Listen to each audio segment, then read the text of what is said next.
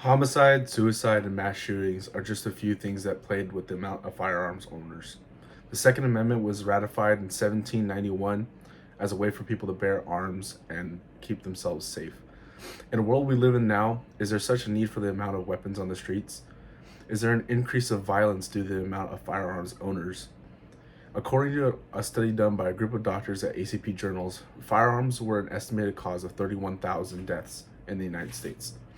Firearms have a wide range of use to them, whether it be made hunting, shooting, sports, or training for law enforcement and military. But does that outweigh the dangers of homicide and suicide?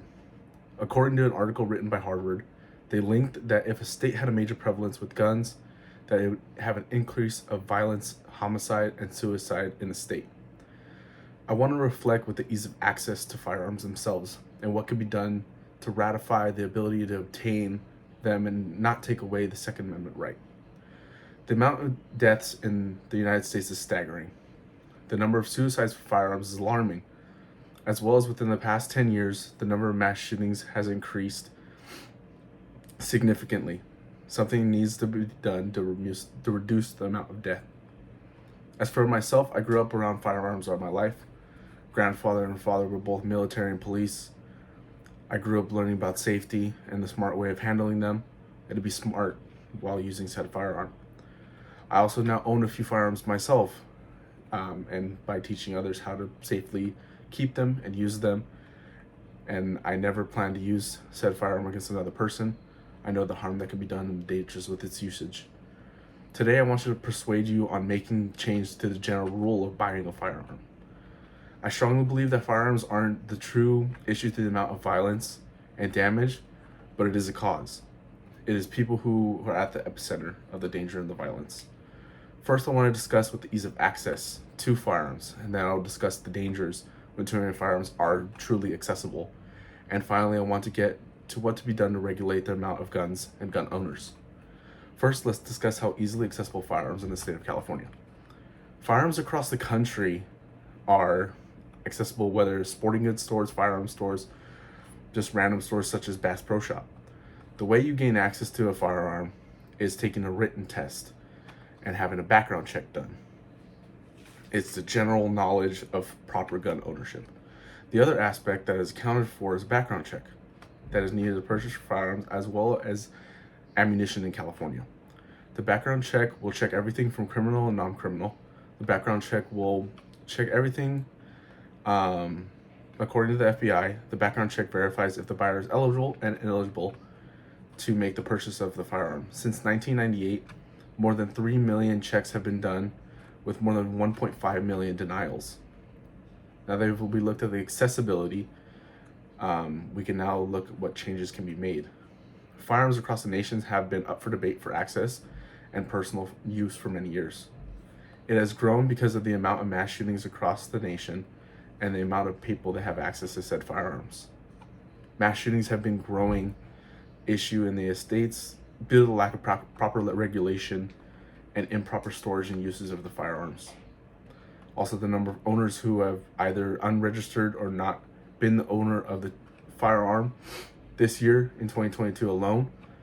An article by the New York Times, there was 19 mass shootings. Although there's not been a general consensus to what the statute of mass shootings are, but within these 19 occurrences, several people have died. There's a possible instance where this is a need for people who are CCW or concealed carry weapons. There are gun owners who register themselves as a CCW and say that the impact is that if they had a gun in these situations, whether they can impact a mass shooting, any sort of violence. But there was a Supreme Court case with the New York State Pistol Rifle Association versus the New York State Police attempted to regulate concealed carry weapons and owners. The argument has been inconclusive whether or not CCW owners have caused more violence or has reduced the amount of violence in those areas. Now I want to talk about, since we talked about the accessibility of firearms, we can move on to why it's an issue and how it could be better regulated. Something new has to be done with the way things are going with gun buyers. The simplicity is you go in, it's a one-page test.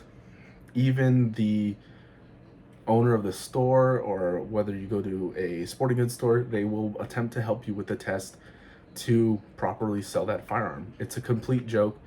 It's not taken seriously.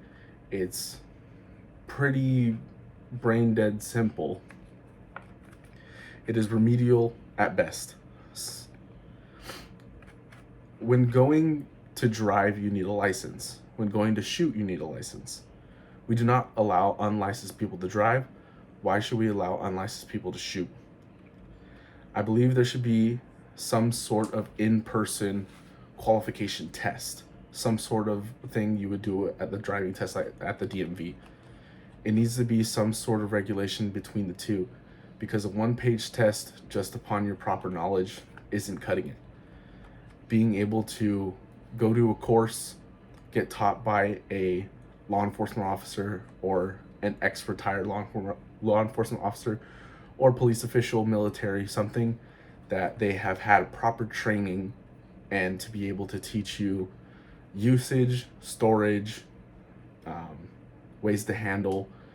It needs to be some sort of test that they can evaluate not only you as a firearm owner, but you as a proper person as well. So it will be a psychological test as well as a physical in-person test to test your knowledge of the firearm. Now that we've gone over everything, we can begin to wrap up with the knowledge of accessibility, and usage of firearms. First, I talked about the accessibility of firearms. Then I talked about why having so many firearms is an issue. And finally, I talked about the way we could go through the firearm and the usage. My goal today was to take a closer look at firearms and not portray them in such a bad light. I want to increase the knowledge of people, awareness to firearms, and ways we can reduce the amount of violence, and that reduces the amount of people buying weapons. I don't want to see more people suffer. I don't want kids to go to schools with body armors on their backs. We need to make a difference.